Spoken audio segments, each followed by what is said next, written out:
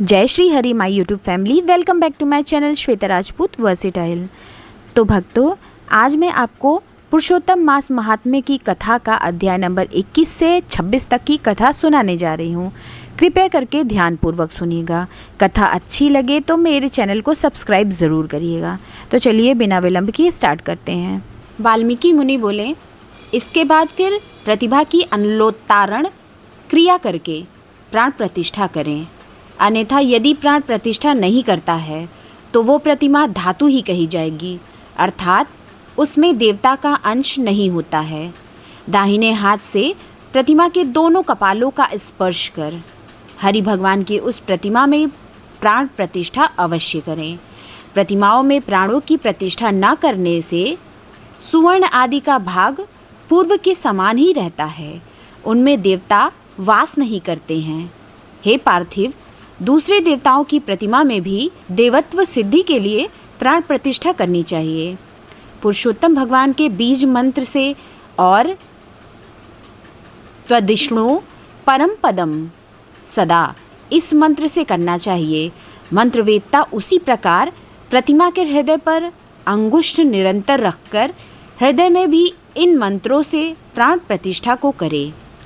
इस प्रतिमा में प्राण प्रतिष्ठित हो, इस प्रतिमा में प्राण चलायमान हो, इस प्रतिमा की पूजा के लिए देवत्व प्राप्त हो, स्वाहा। इस तरह यजुर मंत्र को कहता हुआ मूल मंत्रों से, अंग मंत्रों से, वैदिक मंत्रों से सर्वत्र प्रतिमाओं में प्राण प्रतिष्ठा को करे, अथवा अच्छी तरह चतुर्थ्यंत नाम मंत्रों से स्वाहा पद अंत में जोड़कर तत्द देवताओं का अनुस्मरण करता हुआ प्राण प्रतिष्ठा को करे। इस प्रकार प्राणों की प्रतिष्ठा करके श्री पुरुषोत्तम का ध्यान करे। श्रीवत्स चिन्ह से चिन्हित वक्षस्थल वाले शांत नीलकमल के दल के समान छवि वाले 3 जगहों से टेढ़ी आकृति होने से सुंदर राधा के सहित पुरुषोत्तम भगवान का ध्यान करें। देश काल को कहकर अर्थात संकल्प करके नियम में स्थित होकर, मौन होकर, पवित्र होकर षड्षोपचार से पुरुषोत्तम भगवान का पूजन करे। हे देव, हे देवेश, हे श्री कृष्ण, हे पुरुषोत्तम, राधा के साथ आप यहाँ मुझसे दिए हुए पूजन को ग्रहण कीजिए। श्री राधिका सहित पुरुषोत्तम भगवान को नमस्कार है, ये कहकर आवाहन करें। हे देव देवेश, हे पुरुषोत्तम, अनेक रत्नों से युक्त अर्थात जटित और कार्तस्वर यानी सुवर्ण से विभूषित इस आसन को ग्रहण करें। इस तरह कहकर आसन समर्पण करें। गंगादि समस्त तीर्थों से प्रार्थना पूर्वक लाया हुआ ये सुख स्पर्श वाला जल पाद्य के लिए ग्रहण करें। इस प्रकार कहकर पाद्य समर्पण करें। हे हरे, गोपिकाओं के आनंद के लिए महाराज नंद गोप के घर में प्रकट हुए। आप राधिका के सहित मेरे दिए हुए अर्घ्य को ग्रहण करें, ये कहकर अर्घ्य समर्पण करें। हे ऋषिकेश अर्थात हे विषयेंद्रिय के मालिक, हे पुराण पुरुषोत्तम, अच्छी तरह से लाया गया और सुवर्ण के कलश में स्थित गंगा जल से आप आचमन करें, ये कहकर आचमन समर्पण करें। हे हरे, मेरे से लाए गए पंचामृत से राधिका के सहित जगत के धाता आपके पूजित होने पर अर्थात आपके पूजन से मेरे कार्य सिद्धि को प्राप्त हूँ। हे राधिका के आनंददाता, दूध, दही, गौ का घृत, शहद और चीनी इन द्रव्यों को ग्रहण करें, ये कहकर पंचामृत से स्नान समर्पण करें। हे नाथ योगेश्वर, देव, गोवर्धन पर्वत को धारण करने वाले यज्ञों के स्वामी गोविंद भगवान को नमस्कार है। हे कृष्ण, गंगा जल के समान नदी तीर्थ का मेरे से दिया गया ये जल है। नंद का आनंद देने वाले आप इसको ग्रहण करें, ये कहकर फिर स्नान समर्पण करें। हे देव, समस्त कार्यों की सिद्धि के लिए इन 2 पीताम्बरों को भक्ति के साथ मैंने निवेदन किया है। हे सुरसत्तम, आप ग्रहण करें, ये कहकर वस्त्र समर्पण करें और वस्त्र धारण के बाद आचमन देवें। हे दामोदर, आपको नमस्कार है, इस भवसागर से मेरी रक्षा करें। हे पुरुषोत्तम, उत्तरीय वस्त्र के साथ जनेऊ को आप ग्रहण करें। ये कहकर जनेऊ समर्पण करें और आचमन देवें। हे सुरश्रेष्ठ, अत्यंत मनोहर सुगंधित दिव्य श्रीखंड चंदन विलेपन आपके लिए है, इसको ग्रहण करें। ये कहकर चंदन समर्पण करें। हे सुरश्रेष्ठ, केशर से रंगे हुए शोभमान अक्षतों को भक्ति से मैंने निवेदन किया है। हे पुरुषोत्तम, आप ग्रहण करें। ये कहकर अक्षत समर्पण करें। हे प्रभु, मैं मालती आदि सुगंधित पुष्पों को आपके पूजन के लिए लाया हूँ, आप इनको ग्रहण करें। ये कहकर पुष्प समर्पण करें। इसके बाद अंगों का पूजन करें। नंद यशोदा के पुत्र, केशी दैत्य को मारने वाले, पृथ्वी के भार को उतारने वाले, अनंत विष्णु रूप धारण करने वाले, प्रद्युम्न, अनिरुद्ध, श्रीकंठ, शकलास्त, धृक, वाचस्पति, केशव और सर्वात्मा, इन नामों से पैर, गुल्फ, जानू, जघन, कटी, मेड़, नाभि, हृदय, कंठ, बाहु और मुख, नेत्र, शिर और सर्वांग का पुष्पों को हाथों में लेकर चतुर्थ यंत्र नामों को कहकर विश्व रूपी जगतपति भगवान का पूजन करें। इस प्रकार प्रत्यंग का पूजन कर फिर चतुर्थ्यंत केशवादि नाम मंत्रों से एक एक पुष्प हाथ में लेकर पुरुषोत्तम भगवान का पूजन करें। दिव्य वनस्पतियों के रस से बना हुआ गंध से युक्त उत्तम गंध समस्त देवताओं के सूंघने के योग्य ये धूप है, इसको आप ग्रहण करें। ये कहकर धूप समर्पण करें। हे भगवान, आप समस्त देवताओं के ज्योति हैं, तेजों में उत्तम तेज हैं, आत्म ज्योति के परम धाम, ये दीप आप ग्रहण करें। ये कहकर दीप समर्पण करें। हे देव, नैवेद्य को ग्रहण करें और मेरी भक्ति को अचल करें। इच्छा अनुकूल वर को देवें और परलोक में उत्तम गति को देवें। ये कहकर नैवेद्य समर्पण करें। मध्य में जल समर्पण करें, आखिर में आचमन जल को देवें। हे ऋषिकेश, हे त्रैलोक्य के व्याधियों को शमन करने वाले, अच्छी तरह से सुवर्ण के कलश में गंगा जल को लाया हूँ, इस जल से आप आचमन करें। ये कहकर आचमन देवें। हे देव, मैंने इस फल को आपके सामने स्थापित किया है, इसलिए मेरे को जन्म जन्म में सुंदर फलों की प्राप्ति हो। ये कहकर श्रीफल समर्पण करें। हे देव, हे परमेश्वर, गंध कपूर से युक्त कस्तूरी आदि से सुवासित इस करोद्धर्तन अर्थात हाथ की शुद्धि के लिए उपटन को ग्रहण करें। ये कहकर करोद्धर्तन समर्पण करें। हे देव, सुपारी से युक्त कपूर सहित मनोहर भक्ति से दिए गए इस तांबुल को ग्रहण करें। ये कहकर तांबुल समर्पण करें। ब्रह्मा के गर्भ में स्थित अग्नि के बीच अनंत पुण्य के फल को देने वाला सुवर्ण आप ग्रहण करें और मेरे लिए शांति को देवें। ये कहकर दक्षिणा समर्पण करें। शरत काल में होने वाले कमल के समान श्याम, 3 जगहों से टेढ़े होने से सुंदर आकृति वाले देवेश राधिका के सहित हरि भगवान की आरती करता हूँ। ये कहकर निराजन समर्पण करें। हे जगन्नाथ, रक्षा करो, रक्षा करो। हे त्रैलोक्य के नायक, रक्षा करो। आप भक्तों पर कृपा करने वाले हो, मेरी प्रदक्षिणा को ग्रहण करें। ऐसा कहकर प्रदक्षिणा समर्पण करें।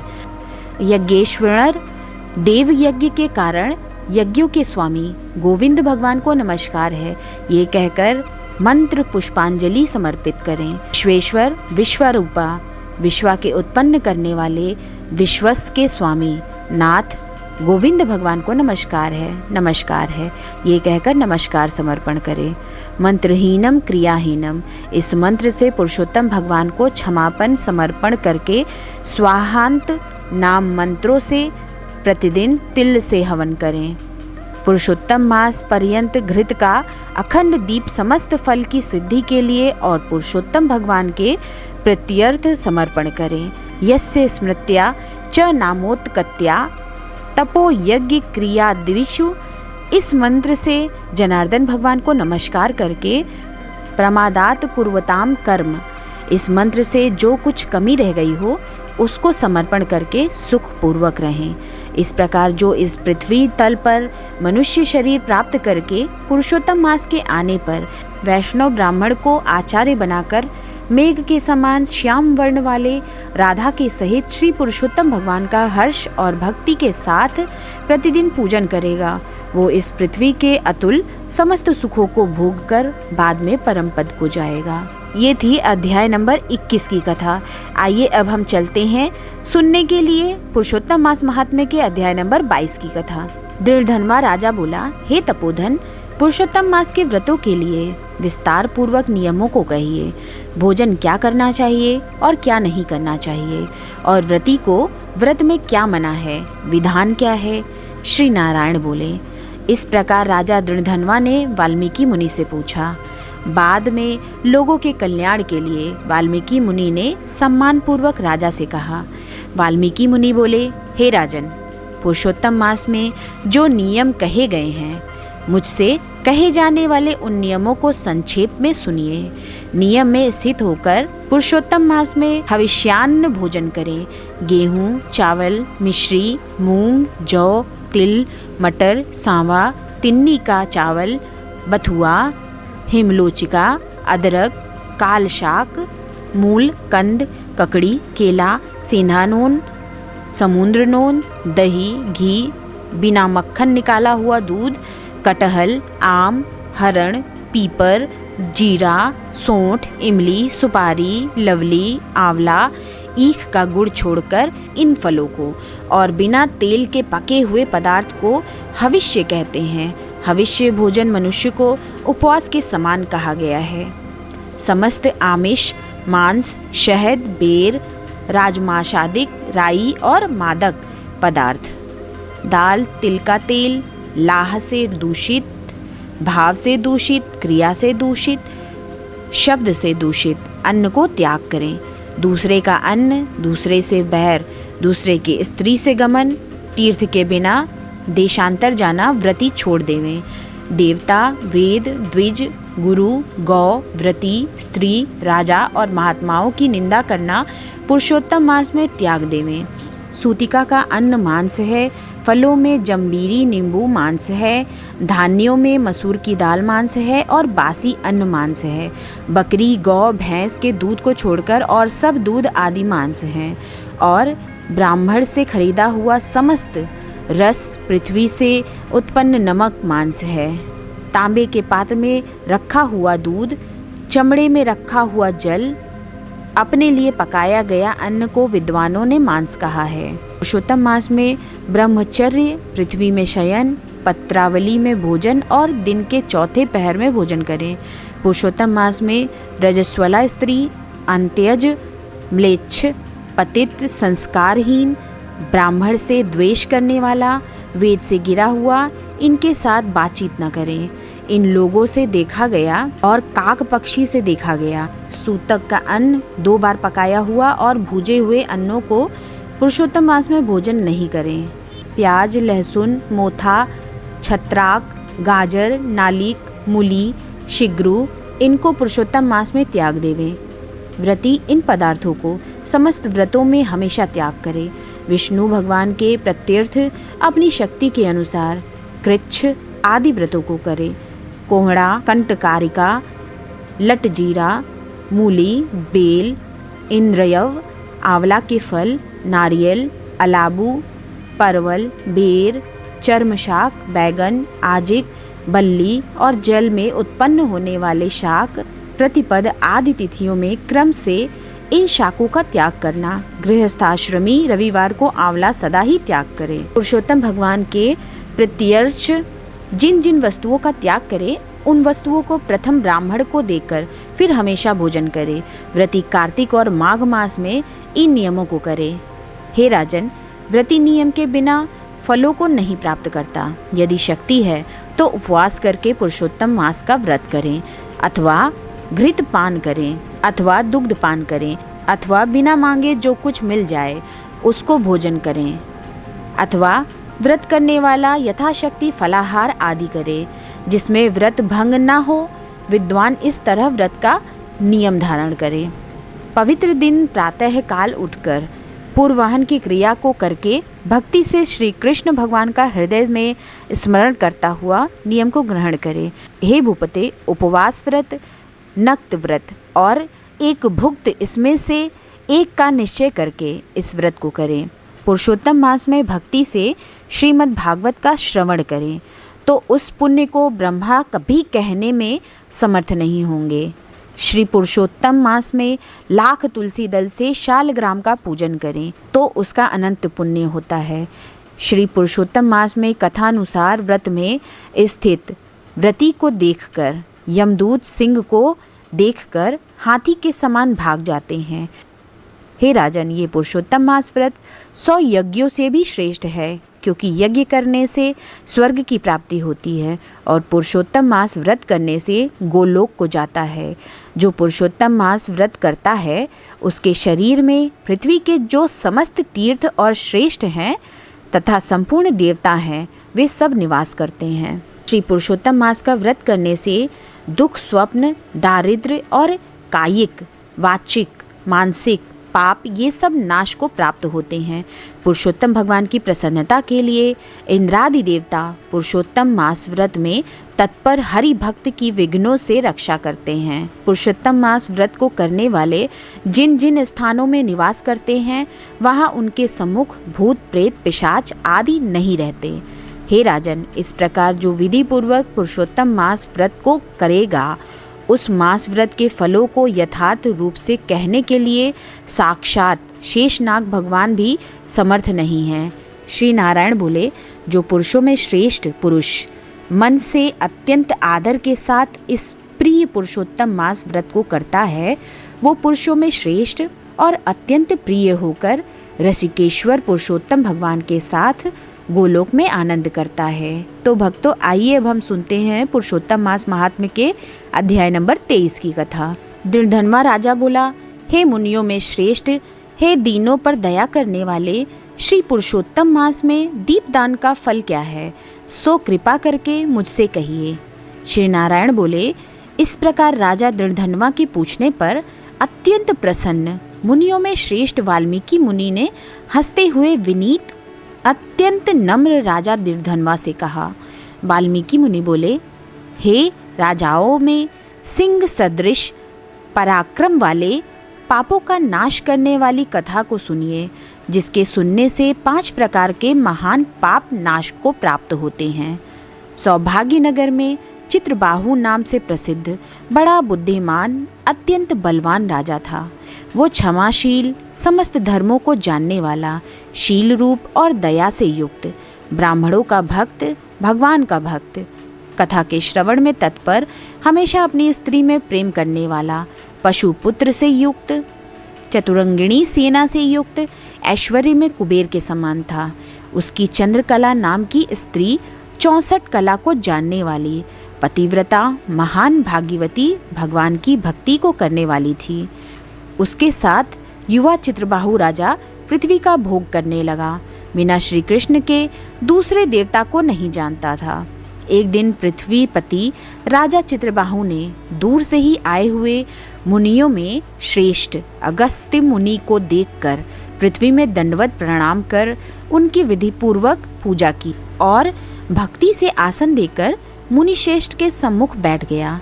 विनय से नम्र होकर मुनि श्रेष्ठ से कहा। राजा बोला, आज मेरा जन्म सफल हुआ, आज मेरा दिन सफल हुआ, आज मेरा राज्य सफल हुआ, आज मेरा गृह सफल हुआ। जो आप श्री कृष्णचंद्र के सेवक आज मेरे गृह में आए हैं, आपसे देखा गया मैं ताप पुंज से मुक्त हो गया। आपको हाथी, घोड़े, रथ से युक्त समस्त राज्य समर्पण किया। हे मुनिश्रेष्ठ, आप वैष्णव हो, आपके लिए कोई भी अदेय वस्तु नहीं है। वैष्णव को थोड़ा भी दिया हुआ मेरु पर्वत के समान होता है। जो कौड़ी के बराबर शाक अथवा उत्तम अन्न जिस दिन वैष्णव ब्राह्मण को नहीं देता है, वो दिन उसका विफल है, ऐसा वेद के जानने वालों ने कहा है। जो कोई द्विजाति विष्णु भक्त हो, वे सब पूज्य हैं, उनका वाणी मन कर्म से सत्कार करना चाहिए, ऐसा मुझसे गर्ग, गौतम, सुमंतु ऋषि ने कहा है। जब तक सूर्योदय नहीं होता है तभी तक तारागढ़ की प्रभा रहती है। जब तक वैष्णव ब्राह्मण नहीं आता है तभी तक दूसरे ब्राह्मण कहे गए हैं। अगस्त्य मुनि बोले, हे चित्रबाहो, हे महाभाग, हे नृप, इस समय तुम धन्य हो। ये सब प्रजा धन्य है जो तुम वैष्णवों की रक्षा करते हो। जो राज्य वैष्णव का नहीं हो उसके राज्य में वास नहीं करना। शून्य वन में वास करना अच्छा है, परंतु अवैष्णव के राज्य में रहना अच्छा नहीं है। जिस प्रकार नेत्रहीन शरीर, पतिहीन स्त्री, बिना पढ़ा हुआ ब्राह्मण निंद है, वैसे ही वैष्णव रहित देश निंद है।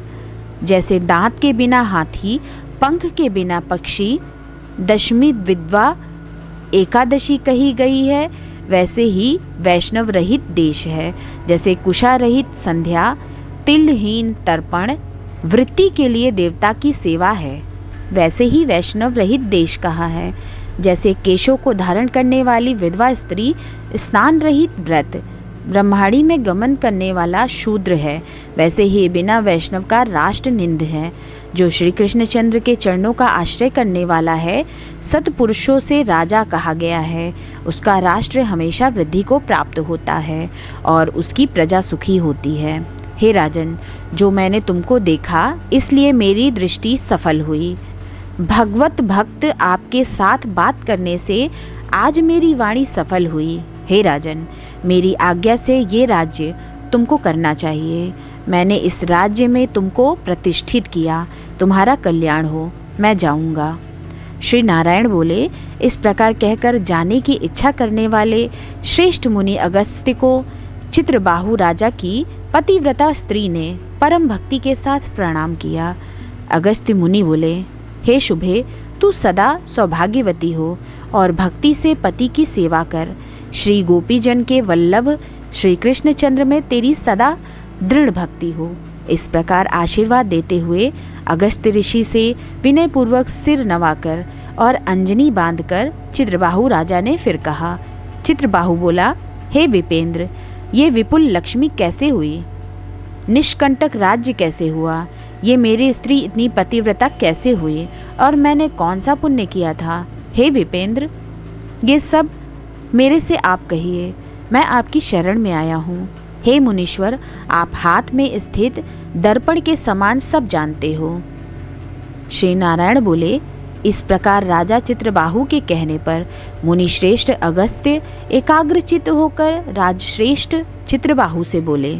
अगस्त्य मुनि बोले, हे राजन, मैंने तुम्हारे पूर्व जन्म का चरित्र देख लिया है। इतिहास के सहित प्राचीन उस चरित्र को कहता हूँ। सुंदर चमत्कारपुर में शूद्र जाति में जीव हिंसा करने में तत्पर मणिग्रीव कामधारी तुम हुए।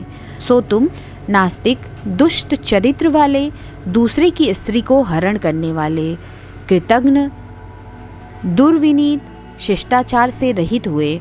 और तुम्हारी ये जो स्त्री है, यही पूर्व जन्म में भी स्त्री थी। ये कर्म, मन और वचन से पति सेवा में परायण थी।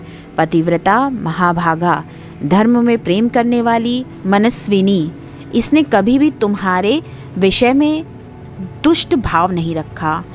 पाप कर्म को करने वाला तुम्हारा जाति और बांधवों ने त्याग कर दिया और क्रुद्ध होकर राजा ने सब उत्तम धन ले लिया।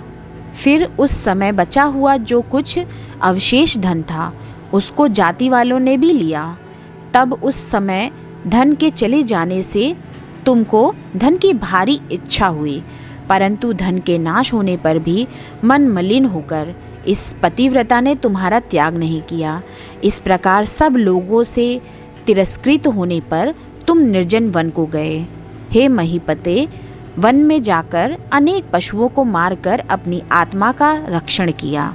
इस प्रकार स्त्री के सहित जीवन निर्वाह करते हुए धनुष को उठाकर मणिग्रीव मृग के मांस को खाने की इच्छा से बहुत से सर्प और मृग से भरे हुए वन को गया। उस मनुष्य रहित वन के मध्य मार्ग में उग्रदेव नाम के महामुनि दिशा ज्ञान के नष्ट हो जाने से व्याकुल हो गए।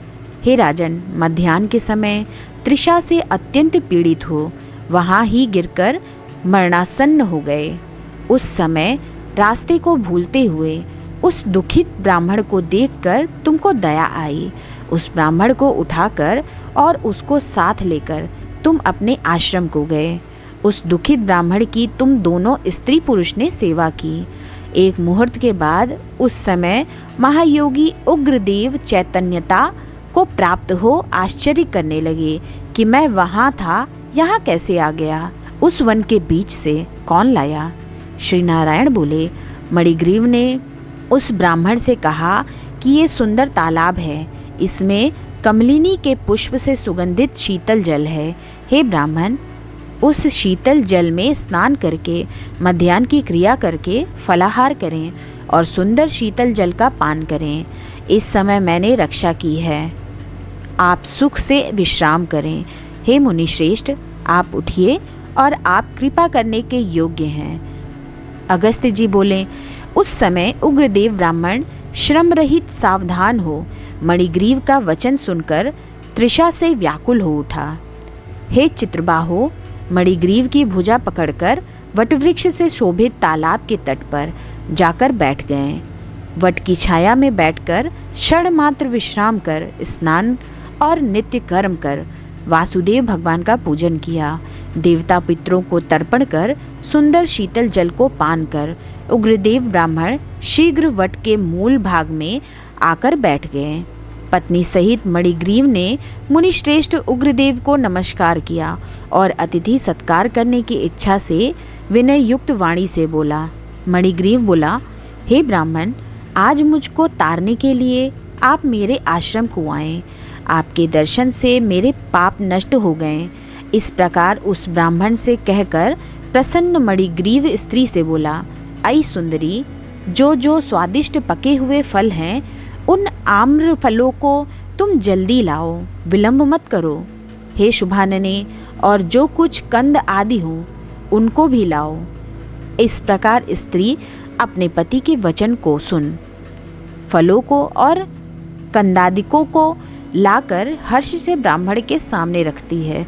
मणिग्रीव फिर मुनिश्रेष्ठ से वचन बोला कि हे ब्राह्मण, इन फलों को ग्रहण कर मुझ स्त्री पुरुष को कृतार्थ करो। उग्रदेव ब्राह्मण बोला, तुमको मैं नहीं जानता हूँ, तुम कौन हो सो मेरे से कहो। विद्वान ब्राह्मण को चाहिए कि अपरिचित का भोजन नहीं करे। मणिग्रीव बोला, हे द्विज शार्दुल, मैं मणिग्रीव नामक शूद्र जाति का स्वजनों से, जाति वालों से, अपने बांधवों से त्यागा हुआ हूँ। इस प्रकार शूद्र के वचन को सुनकर प्रसन्नतात्मा उग्रदेव ने फलों को खाया, बाद जल को पिया। ब्राह्मण को सुख से बैठे देखकर मणिग्रीव उग्रदेव ब्राह्मण के पैरों को अपनी गोंद में रखकर दबाता हुआ फिर वचन बोला। मणिग्रीव बोला, हे मुनिश्रेष्ठ, आप कहाँ जाएंगे? इस निर्जन जल रहित हिंसक जंतुओं से भरे दुष्ट वन में कहाँ से आए? उग्रदेव बोला, हे महाभाग, मैं ब्राह्मण हूँ, प्रयाग जाना चाहता हूँ। इस समय रास्ता न जानने के कारण भयंकर वन में चला आया हूँ। उस जगह थकावट और प्यास के कारण क्षण भर में ही मरणासन्न हो गया। बाद तुमने मेरे प्राण दिया। हे मुनिग्रीव, बोलो तुमको मैं क्या दूँ? हे मणिग्रीव, तुम दोनों स्त्री पुरुष ने किस दुख के कारण वन में आश्रय लिया है, उस दुख को मुझसे कहो, मैं उस दुख को दूर करूँगा।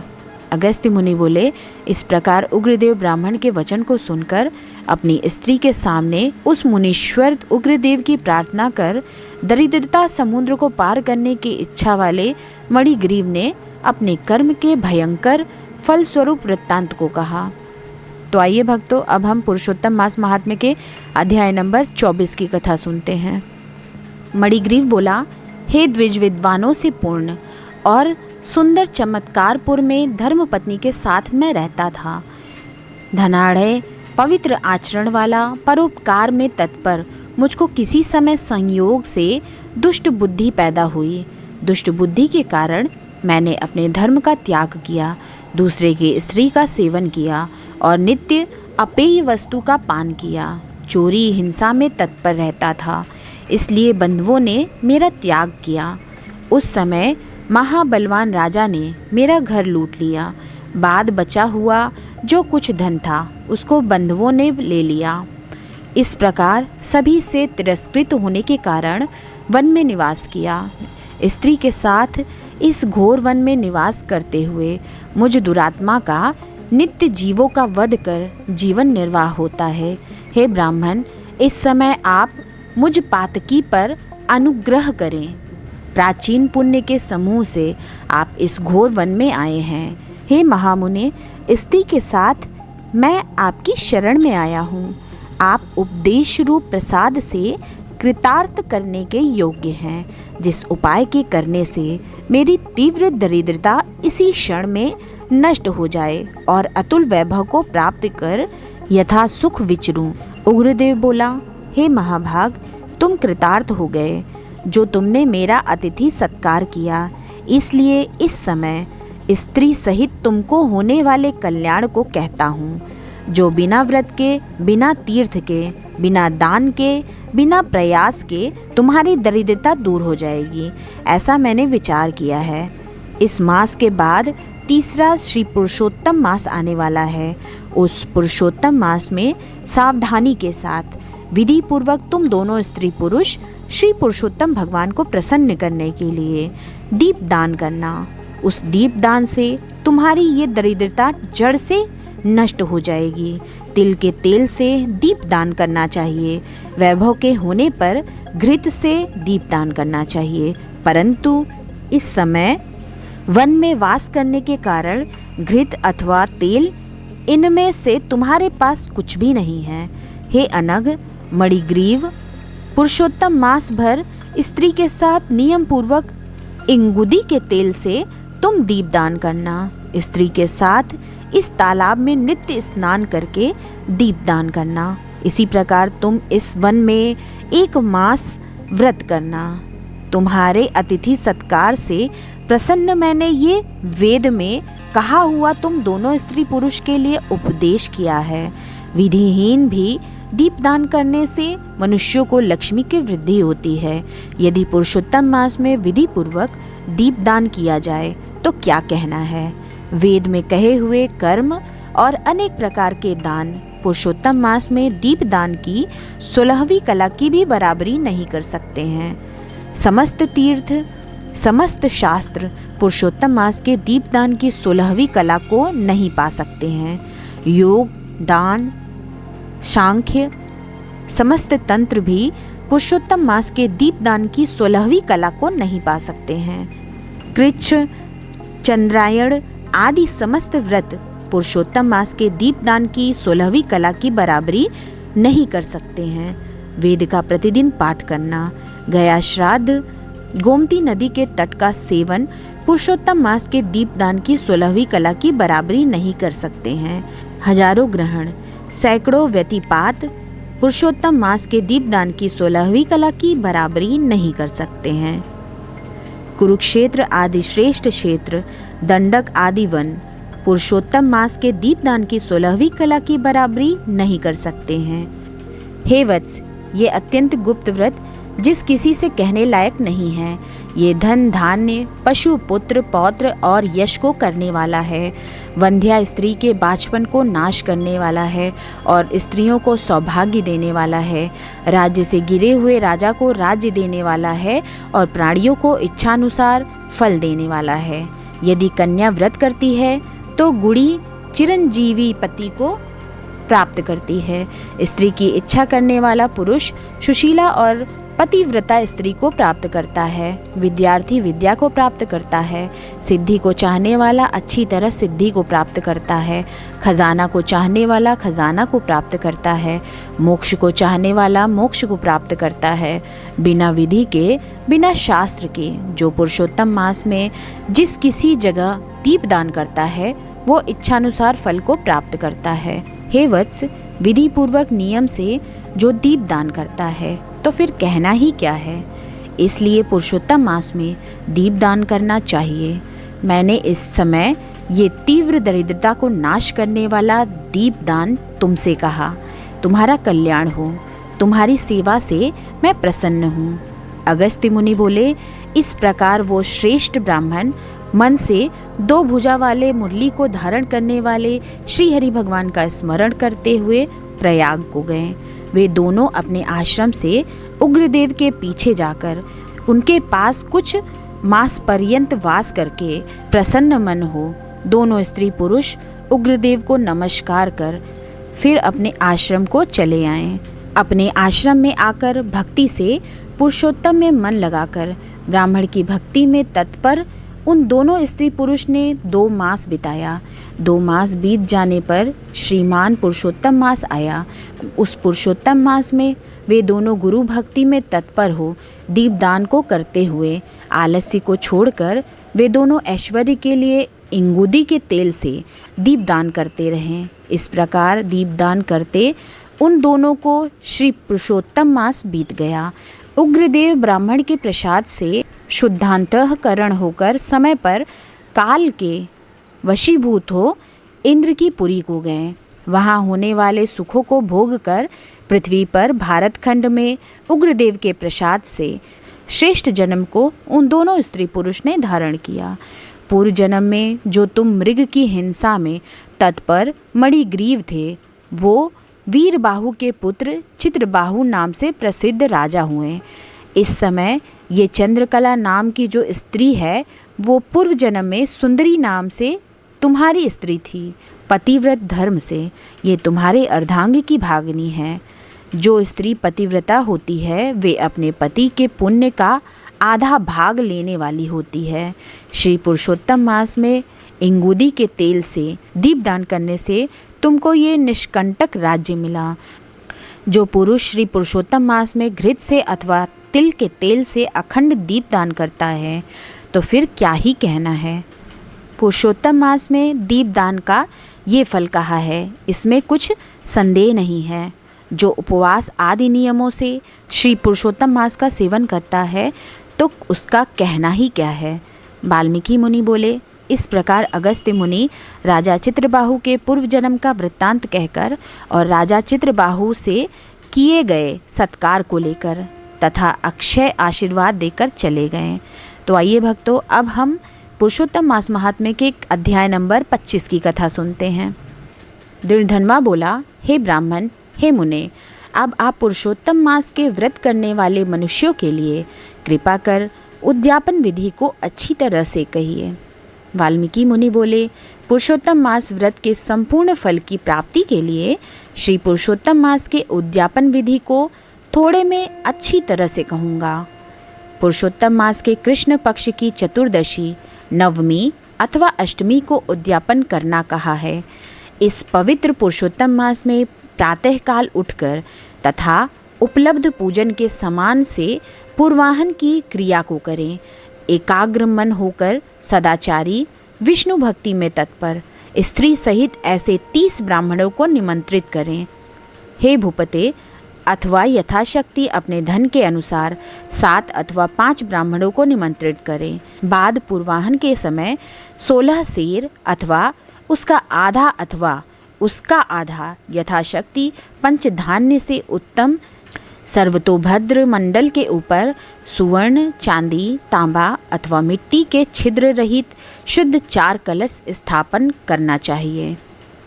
4 व्यूह के प्रत्यर्थ चारों दिशाओं में बेल से युक्त उत्तम वस्त्र से वेष्टित पान से युक्त उन कलशों को करना चाहिए। उन चारों कलशों पर क्रम से वासुदेव, हलधर, प्रद्युम्न और अनिरुद्ध देव को स्थापित करें। पुरुषोत्तम मास व्रत के आरंभ में स्थापित किए हुए राधिका सहित देव देवेश पुरुषोत्तम भगवान को कलश युक्त वहाँ से लाकर मंडल के ऊपर मध्य भाग में स्थापित करें। वेद वेदांग के जानने वाले वैष्णव को आचार्य बनाकर जप के लिए 4 ब्राह्मणों का वरण करें। उनको अंगूठी के सहित 2-2 वस्त्र देना चाहिए। प्रसन्न मन से वस्त्र आभूषण आदि से आचार्य को विभूषित करके फिर शरीर शुद्धि के लिए प्रायश्चित गोदान करें। तदंतर स्त्री के साथ पूर्वोक्त विधि से पूजा करनी चाहिए और वरण किए हुए 4 ब्राह्मणों से 4 व्यूह का जप कराना चाहिए और चारों दिशाओं में 4 दीपक ऊपर के भाग में स्थापित करना चाहिए। फिर नारियल आदि फलों से क्रम के अनुसार अर्घ्यदान करना चाहिए। घुटनों के बल से पृथ्वी में स्थित होकर पंचरत्नत और यथालब्ध अच्छे फलों को दोनों हाथों में लेकर श्रद्धा भक्ति से युक्त स्त्री के साथ हर्ष से युक्त होकर प्रसन्न मन से श्री हरि भगवान का स्मरण करता हुआ अर्घ्य दान करें। अर्घ्यदान का मंत्र: हे देव देव, हे पुरुषोत्तम, आपको नमस्कार है। हे हरे, राधिका के साथ आप मुझसे दिए गए अर्घ्य को ग्रहण करें। नवीन मेघ के समान श्याम वर्ण 2 भुजाधारी, मुरली हाथ में धारण किए पीताम्बरधारी देव राधिका के सहित पुरुषोत्तम भगवान को नमस्कार है। इस प्रकार भक्ति के साथ राधिका के सहित पुरुषोत्तम भगवान को नमस्कार करके चतुर्थ्यंत नाम मंत्रों से तिल की आहुति देवें। इसके बाद अपने मंत्रों से तर्पण और मार्जन करें। बाद राधिका के सहित पुरुषोत्तम देव की आरती करें। अब निराजन का मंत्र कमल के दल के समान कांति वाले राधिका के रमण कोटि कामदेव के सौंदर्य को धारण करने वाले दिवेश का प्रेम से निराजन करता हूँ। अथ ध्यान मंत्र अनंत रत्नों से शोभायमान सिंहासन पर स्थित अंतर्ज्योति स्वरूप वंशी शब्द से अत्यंत मोहित व्रज की स्त्रियों से घिरे हुए हैं। इसलिए वृंदावन में अत्यंत शोभायमान राधिका और कौस्तुभ मणि से चमकते हुए हृदय वाले शोभायमान रत्नों से जटित किरीट और कुंडल को धारण करने वाले आप नवीन पीतांबर को धारण किए हैं। इस प्रकार पुरुषोत्तम भगवान का ध्यान करें। फिर राधिका के सहित पुरुषोत्तम भगवान को पुष्पांजलि देकर स्त्री के साथ साष्टांग नमस्कार करें। नवीन मेघ के समान श्याम वर्ण पित वस्त्रधारी अच्युत श्रीवत्स चिन्ह से शोभित पुर स्थल वाले राधिका सहित हरि भगवान को नमस्कार है। ब्राह्मण को सुवर्ण के साथ पूर्ण पात्र देवें। बाद प्रसन्नता के साथ आचार्य को बहुत सी दक्षिणा देवें। सतपत्नीक आचार्य को भक्ति से वस्त्र आभूषण से प्रसन्न करें। फिर ऋत्विजों को उत्तम दक्षिणा देवें। बछड़ा सहित वस्त्र सहित दूध देने वाली सुशीला गौ को घंटा आभूषण से भूषित करके उसका दान करना चाहिए। तांबे का पीठ, सुवर्ण का श्रृंग, चांदी के खुर से भूषित कर देवें। घृत पात्र देवें और उसी प्रकार तिल पात्र देवें। स्त्री पुरुष को पहनने के लिए उमा महेश्वर के प्रत्यर्थ वस्त्र का दान करें। 8 प्रकार का पद देवें और 1 जोड़ा जूता देवें। यदि शक्ति हो तो आयु की चंचलता को विचारता हुआ वैष्णव ब्राह्मण को श्रीमद् भगवत का दान करें। देरी नहीं करें। श्रीमद् भगवत साक्षात भगवान का अद्भुत रूप है। जो वैष्णव पंडित ब्राह्मण को देता है वो कोटि कुल का उद्धार कर अप्सरा गणों से सेवित विमान पर सवार हो योगियों को दुर्लभ गोलोक को जाता है। हजारों कन्यादान, सैकड़ों वाजपेयी यज्ञ, धान्य के साथ क्षेत्रों के दान और जो तुला दान आदि 8 महादान हैं और वेद दान हैं, वे सब श्रीमद् भगवत दान की 16वीं कला की बराबरी नहीं कर सकते हैं। इसलिए श्रीमद् भागवत को सुवर्ण के सिंहासन पर स्थापित कर वस्त्र आभूषण से अलंकृत कर विधि पूर्वक वैष्णव ब्राह्मण को देवें। कांसे के 30 संपुट में 30 मालपुआ रखकर ब्राह्मण को देवें। हे पृथ्वीपते, हर एक मालपुआ में जितने छिद्र होते हैं उतने वर्ष पर्यंत वैकुंठ लोक में जाकर वास करता है। योगियों को दुर्लभ निर्गुण गोलोक को जाता है, जिस सनातन ज्योतिर्धाम गोलोक को जाकर नहीं लौटते हैं। 2.5 सेर कांसे का संपुट कहा गया। निर्धन पुरुष यथाशक्ति व्रत पूर्ति के लिए संपुट दान करें अथवा पुरुषोत्तम भगवान के प्रत्यर्थ मालपुआ का कच्चा सामान फल के साथ संपुट में रख कर देवें। हे नराधिप, निमंत्रित संपत्निक ब्राह्मणों को पुरुषोत्तम भगवान के समीप संकल्प करके देवें। अब प्रार्थना लिखते हैं। हे श्री कृष्ण, हे जगदाधार, हे जगद आनंददायक अर्थात हे जगत को आनंद देने वाले, मेरी समस्त इस लोक तथा परलोक की कामनाओं को शीघ्र पूर्ण करें। इस प्रकार गोविंद भगवान की प्रार्थना कर प्रसन्नता पूर्वक पुरुषोत्तम भगवान का स्मरण करता हुआ स्त्री सहित सदाचारी ब्राह्मणों को भोजन करावे। ब्राह्मण रूप हरि और ब्राह्मणी रूप राधिका का स्मरण करता हुआ भक्ति पूर्वक गंधाक्षत से पूजन कर घृत पायस का भोजन करावे। वस्त्र करने वाला विधि पूर्वक भोजन सामान का संकल्प करें। अंगूर, केला, अनेक प्रकार के आम के फल, घी के पके हुए, सुंदर उड़द के बने बड़े, चीनी घी के बने घेवर, फेनी, खाड़ के बने मंडक, खरबूजा, ककड़ी का शाक, अदरक, सुंदर नींबू, आम और अनेक प्रकार के अलग अलग शाक। इस प्रकार षट रसों से युक्त 4 प्रकार का भोजन सुगंधित पदार्थ से वासित गोरस को परोस कर कोमल वाणी बोलते हुए, ये स्वादिष्ट है, इसको आपके लिए तैयार किया है, प्रसन्नता के साथ भोजन कीजिए। हे ब्राह्मण, हे प्रभु, जो इस पकाए हुए पदार्थों में अच्छा मालूम हो उसको मांगिए। मैं धन्य हूँ, आज मैं ब्राह्मणों के अनुग्रह का पात्र हूँ, मेरा जन्म सफल हुआ। इस प्रकार कहकर आनंदपूर्वक ब्राह्मणों को भोजन कराकर तांबुल और दक्षिणा देवे। इलायची, लौंग, कपूर, नागरपान, कस्तूरी, जावित्री, कत्था और चूना, इन सब पदार्थों को मिलाकर भगवान के लिए प्रिय तांबुल को देना चाहिए। इसलिए इन सामानों से युक्त करके ही आदर के साथ तांबुल देना चाहिए। जो इस प्रकार तांबुल को ब्राह्मण श्रेष्ठ के लिए देता है, वो इस लोक में ऐश्वर्य सुख भोग कर परलोक में अमृत का भोक्ता होता है। स्त्री के साथ ब्राह्मणों को प्रसन्न कर हाथ में मोदक देवें और ब्राह्मणियों को विधि पूर्वक वस्त्र आभूषण से अलंकृत कर वंशी देवें। सीमा तक उन ब्राह्मणों को पहुंचाकर विसर्जन करें। मंत्रहीनम क्रियाहीनम भक्तिहीनम जनार्दन यत् पूजितम मया देव परिपूर्ण तदस्तु में।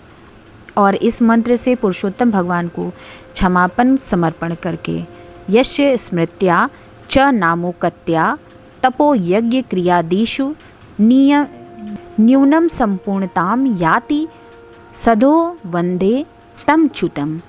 इस मंत्र से जनार्दन भगवान को नमस्कार कर जो कुछ कमी रह गई हो वो अच्युत भगवान की कृपा से पूर्ण फल देने वाला हो, ये कहकर यथा सुख विचरे। अन्न का यथा भाग विभाग कर भूतों को देकर मिथ्या भाषण से रहित हो। अन्न की निंदा न करता हुआ कुटुंब जनों के साथ भोजन करे। अमावस्या के दिन रात्रि में जागरण करे। सुवर्ण की प्रतिमा में राधिका के सहित पुरुषोत्तम भगवान का पूजन करें।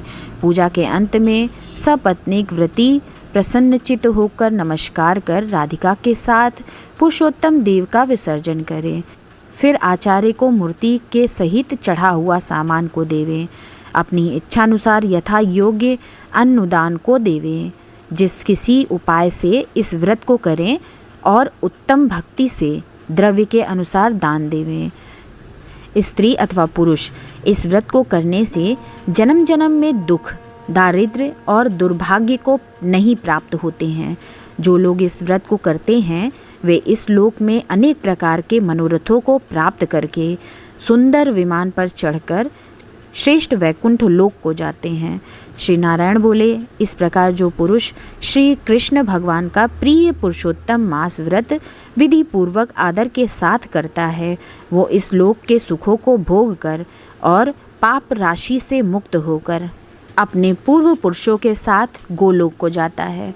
तो आइए भक्तों, अब हम पुरुषोत्तम मास महात्म्य के अध्याय नंबर 26 की कथा सुनते हैं। अब उद्यापन के पीछे व्रत के नियम का त्याग कहते हैं।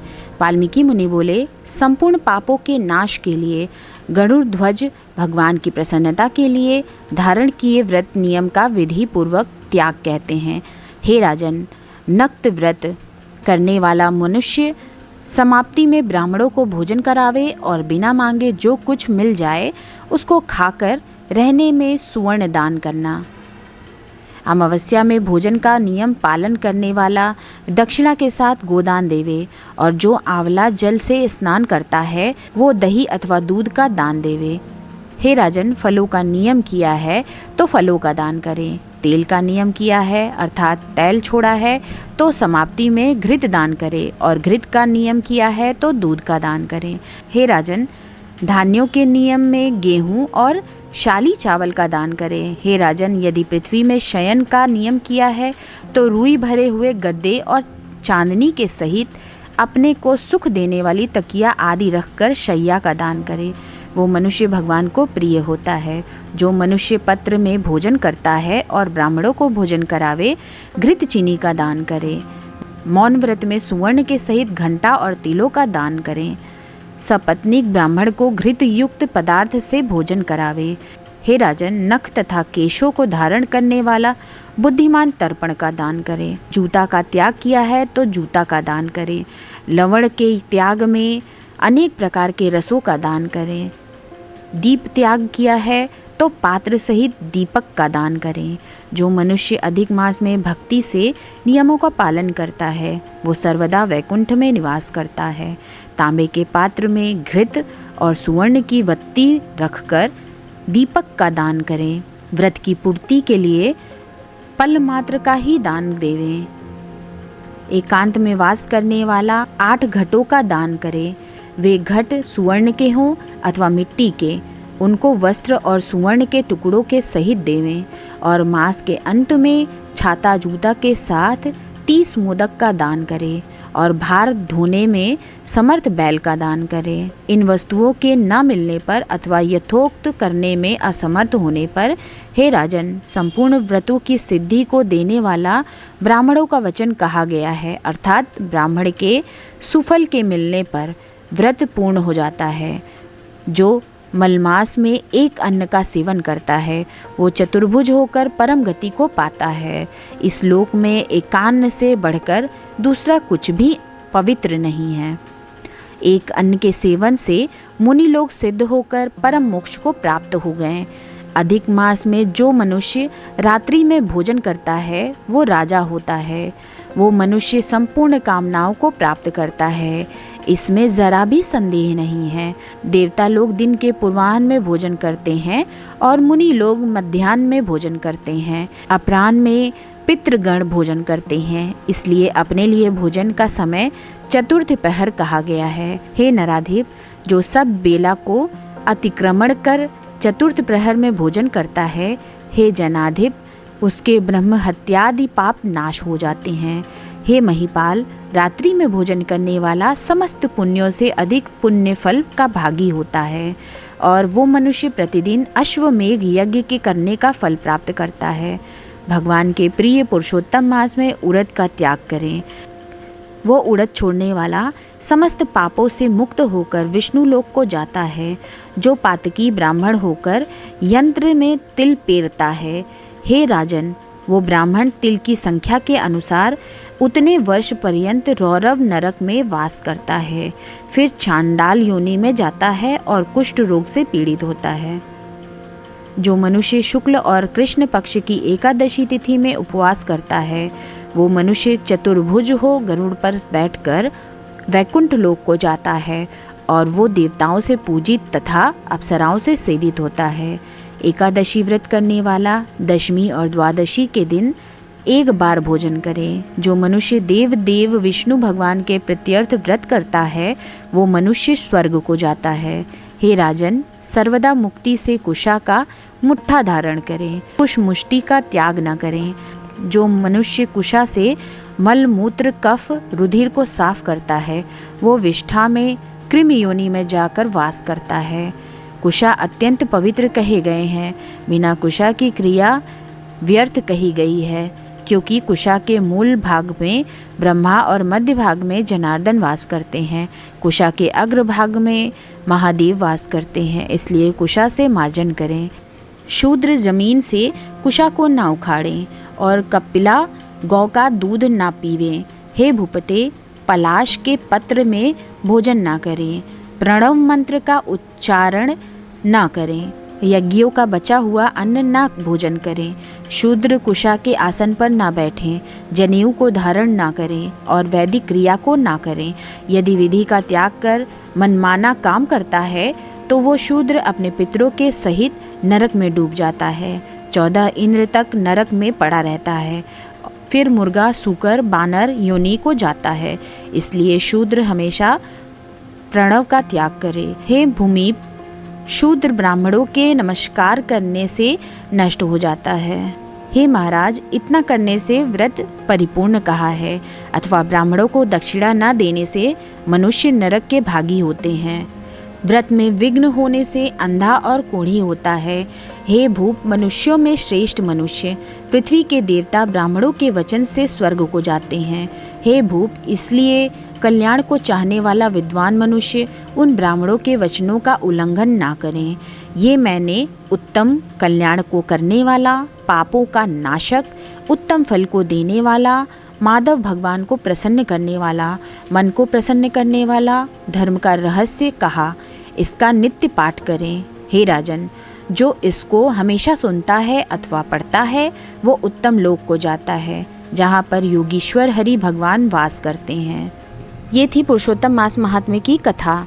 कथा आपको अच्छी लगी तो मेरे चैनल को सब्सक्राइब कर ले और बेल आइकन प्रेस करना बिल्कुल ना भूलें, जिससे मेरे आगे आने वाले लेटेस्ट वीडियो की नोटिफिकेशन आपको तत्काल मिल सके।